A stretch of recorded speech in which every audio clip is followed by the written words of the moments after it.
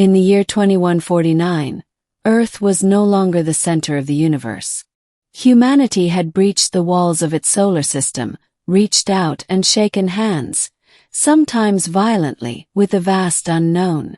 Treaties had been signed, alliances brokered, and tensions simmered beneath the fragile smiles of intergalactic diplomacy. Among the most powerful and enigmatic of the known species were the Lurei, a race of ethereal beings from the planet Vara, known for their advanced psychic abilities, mastery over light energy, and unshakable emotional discipline. They viewed emotions as primitive, dangerous even. To them, love was a disease of the flesh, something they had evolved beyond millennia ago. And yet, it was among them that Vara was born, a girl unlike any other Lurei. From a young age, Vara was different. While her peers trained to control their thoughts, suppress desire, and follow logic, Vara would secretly gaze into the night sky and wonder.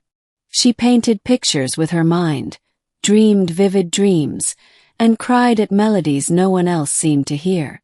Her tutors grew frustrated with her, her parents embarrassed, and her society labeled her defective. The final straw came during a diplomatic mission to Earth.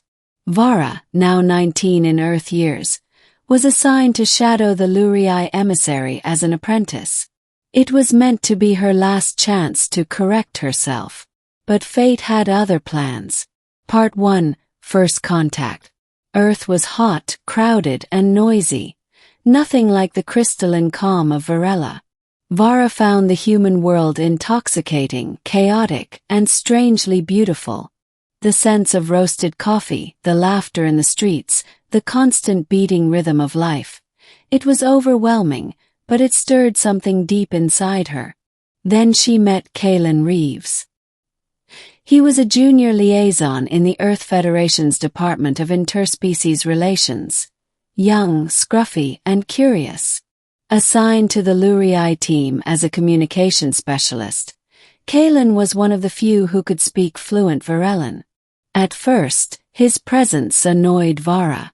He was informal, talked too much, and smiled like he had no idea how insignificant he was in the cosmic scheme of things. But Calen saw her. Not as an emissary. Not as a Lurei. As Vara. He asked questions about her thoughts, her culture, her favorite colors.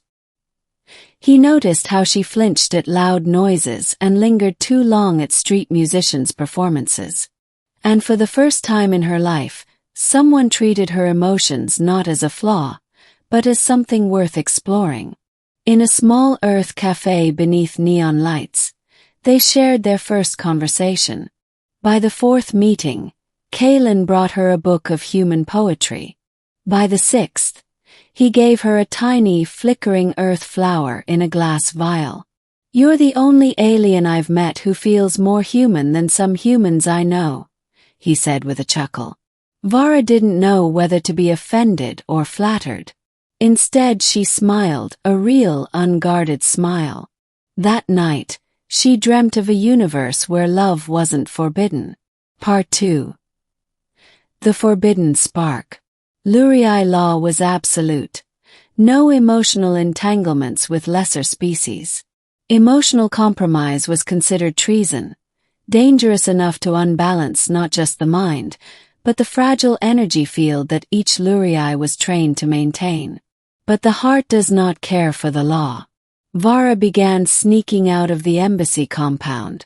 She and Calen explored old city ruins, danced under artificial moonlight domes, and debated philosophy in the glow of orbiting satellites. He taught her to laugh. She taught him to listen. Each time they touched, even by accident, Vara felt static beneath her skin. Her light, a natural bioluminescence embedded in all Lurei, began to pulse erratically. Back home it would be seen as a malfunction. Here it was called love. But eyes were watching. Ambassador Threx, her superior, had grown suspicious of Vara's absences and emotional fluctuations. The Lurei monitored their own meticulously, and it wasn't long before Threx summoned her. You have compromised your integrity, he said coldly, his voice echoing through the sterile chamber of the embassy. Your bond with the human must be severed. Immediately. Vara stood frozen. For a moment she considered denying it. But what was the point? Her eyes betrayed her. Her heart screamed louder than any words. I love him, she whispered. Those 3 words were her execution. Part 3: The Escape. The Lurei did not imprison their own. Instead they erased them. Those who strayed too far from their way were subjected to mind reformation, a brutal psychic process that scrubbed personality and emotion, leaving behind a compliant husk. Vara was given 1 day to comply. At dawn she would be cleansed. But she wouldn't go quietly. With the help of Calen, she devised a plan. Earth's border security was thin around the old lunar docks, abandoned stations orbiting the planet before the jump gates became common. If they could make it there, they could steal a transport and vanish into one of the old colonies, outside the reach of both Earth and Varela. At midnight, Vara snuck from the embassy for the last time. Her energy pulsed wildly now. Erratic, bright, alive. The closer she came to Calen, the stronger it burned. They met at a decaying launch pad, hearts racing. But so were the footsteps behind them.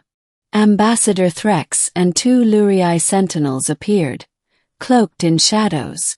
You would throw away your future for this? Threx spat, gesturing at Calen as if he were dirt. Vara stepped in front of Calen. No, I'm embracing it. Without warning, a burst of light erupted from her. Her energy signature had destabilized completely, no longer bound by logic or restraint. It flared with emotion, shielding them in a dome of burning light. The Lurei stumbled back, momentarily blinded. Gave them just enough time. Calen launched the escape pod. As Earth disappeared behind them, Vara looked out into the black, trembling. She had defied her kind. But she had saved her heart. Part 4: The New World. They settled on Vega 9, a quiet moon colony in a system abandoned by trade. Life was hard, primitive by Lurei standards. But it was free. Vara had to learn to live without her people, her rituals, and her culture. But she never regretted her choice. Each day, her bond with Calen grew stronger. She studied Earth's history, learned human art and literature, and even taught some of her psychic abilities to the settlers. In time, they came to trust her, to admire her. But the cost of freedom never truly disappears. One night, as a twin moon eclipse painted the sky, Calen found her staring into the void, her glow dim. They'll come for me, she said softly. Eventually. They won't forget. I don't care, Calen said, taking her hand. Let them come. We'll face it together. She turned to him, her voice cracking. Do you regret it? Giving up your world for me? He smiled. You were never from another world, Vara. You were always mine. Epilogue: The Signal. Years passed. Stories of an alien woman who taught peace to settlers on Vega 9 spread slowly through trade whispers and pirate channels. The Lurei, however, made no public move. But one day a signal came. Encrypted in old Varelan code, it contained only 4 words. She made the choice. No threats, no judgment. Perhaps somewhere, deep in the cold heart of Varela, someone had seen the light Vara left behind, and understood.